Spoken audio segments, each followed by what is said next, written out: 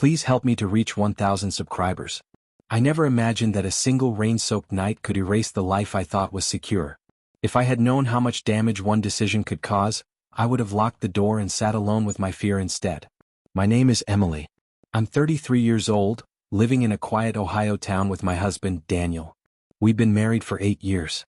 Our relationship wasn't perfect, but it felt stable, predictable in a comforting way. Or so I believed. I didn't understand how something that felt solid could shatter so suddenly. Daniel is a paramedic. Long shifts, late nights, constant emergencies. That was his world. He's always been the kind of person who runs straight into danger to help others. I respected that about him, even though it meant many evenings by myself. I work as an assistant at a small firm, where my supervisor, Andrew, is the opposite of quiet. He's confident, charismatic, and effortlessly engaging. At first, I never saw him as more than a coworker. But loneliness has a way of changing what you notice. For months, Daniel and I barely crossed paths. When he came home, exhaustion swallowed him whole. Conversations faded into half-finished sentences before he fell asleep. Slowly I began to feel unseen. And when you feel invisible, even small gestures can feel powerful. Then came the call. Daniel had been injured while responding to an emergency and was being taken to the hospital. My chest tightened as panic took over. When I arrived, he was conscious, bruised, sore, connected to machines, but alive. He reassured me, told me it wasn't serious, that the doctors just wanted to monitor him. Visiting hours were ending, and he insisted I go home and rest.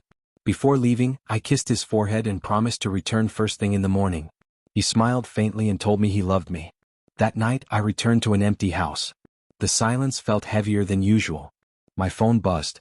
It was Andrew. I heard about your husband. Are you okay? Do you need anything? I should have said no. I should have ended the conversation right there. Instead, I kept responding. Maybe I was scared. Maybe I just didn't want to be alone. Andrew offered to bring food. I hesitated, then agreed. That single decision changed everything. He arrived looking genuinely concerned. We ate, talked, and for the first time that day I laughed. I opened up about my fears, my isolation, how helpless I felt. He listened, really listened, in a way I hadn't felt in months. I felt noticed again. Too noticed. Outside, the weather turned violent. Rain slammed against the windows. Thunder shook the walls. Andrew said it wasn't safe to drive and suggested waiting until the storm passed. I agreed. Another mistake. We sat on the couch talking late into the night. Somewhere along the way, comfort crossed into something else. I didn't stop it. I didn't think. I let the moment take over, one I can never erase. The guilt hit me the moment daylight appeared. Andrew left quietly, saying very little. I stayed behind, staring at the wet footprints near the door, my stomach twisting in shame. I wanted to pretend it hadn't happened. But reality never allows that. The next morning at the hospital, Daniel was sitting up, looking tired but relieved to see me. He reached for my hand. I felt sick. I checked the house cameras, he said gently. My heart dropped. The storm triggered an alert. I saw him arrive. I saw him leave at sunrise. I couldn't breathe. Daniel looked straight at me. Please tell me the truth, he said. I'm already hurting. Don't make it worse by lying. I couldn't speak. My silence answered for me. He closed his eyes. When he opened them, tears filled them. Daniel never cried. I trusted you, he said quietly. Even when I was lying here hurt, I trusted you. I tried to explain, to beg, to justify, but he stopped me. There's nothing that makes this okay, he said. I was scared in a hospital bed and you chose someone else. I told him it was a mistake, that I was lonely, afraid. He shook his head calmly. Don't blame circumstances.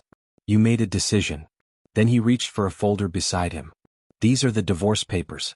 My brother brought them this morning. My legs nearly gave out. I begged him to wait, to give us time. Another chance. He looked away. I gave everything I had. I can't give any more. I left the hospital broken. Later, Andrew texted again. I deleted the message without replying. That night, I sat alone at our kitchen table, staring at the empty chair Daniel used every morning. The house felt hollow. Wrong. I replayed every choice, every moment I ignored the warning signs. 2 days later, Daniel packed his things. No shouting. No anger. Just quiet. Take care of yourself, he said before closing the door. His eyes were empty. People think affairs are loud and dramatic. Mine wasn't. It was silent, slow, built from neglect and loneliness. And like many quiet things, it destroyed everything. I don't know if Daniel will ever forgive me. I don't know if we'll ever speak again. I only know this. Marriages don't collapse all at once.